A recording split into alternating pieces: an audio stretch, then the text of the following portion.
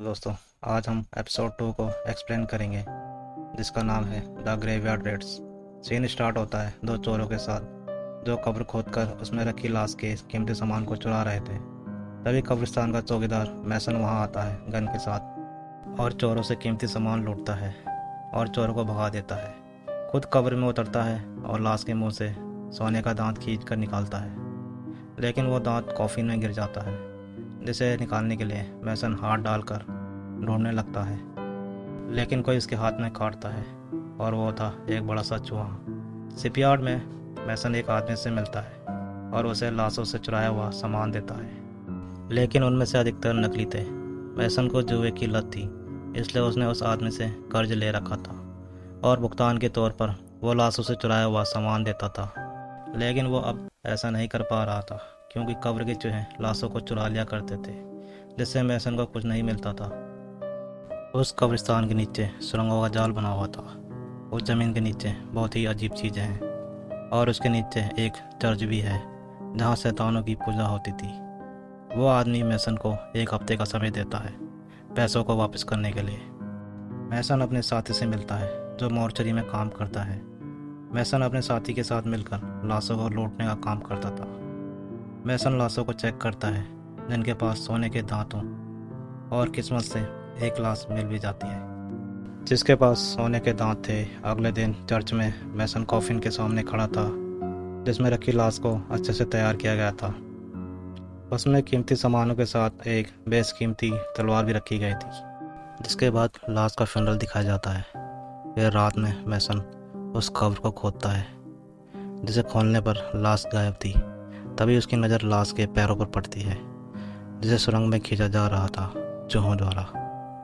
वो लाश को पकड़ने में नाकाम होता है। मैसन भी उस लाश के पीछे सुरंग के अंदर जाता है, पर मैसन का हाथ एक सुरंग पर पड़ता है जो नीचे को जाती थी। मैसन लाश को जाता देख और तेजी से उसके पीछे जाता है, लेकिन सुरंग में आगे जाते ही ढेर सारी मिट्टी इसके ऊपर गिर जाती है। वहाँ से निकलकर मैसन सुरंग में आगे जाता है जहाँ ढेर सारे चूहे मैसन की तरफ आ रहे थे।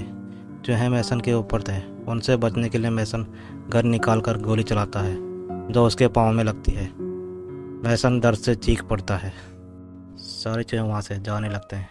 एक चूहे को मारकर वो खुश होने लगता है कि तभी बगल के सुरंग से किसी की आवाज़ आती है। मैसन देखता है कि वहाँ एक बड़ा सा चूहा लेटा हुआ है। मैसन के दोबारा देखने पर वो वहाँ नहीं था क्योंकि वो उसके सामने था। वो गन उठाकर गोली चलाता है जो बड़े चूहे को लगती है। चूहा भी मैसन को घायल करता है। मैसन वहाँ से भागने लगता है। वो बड़ा चूहा भी मैसन के पीछे आ रहा था।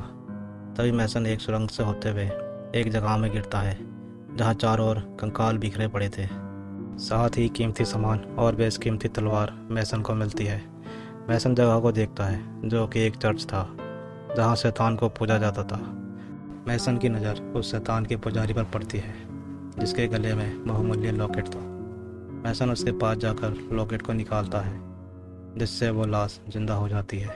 लाश मैसन से लॉकेट छीनने की कोशिश कर रही थी। वो मैसन के कान को काट देती है।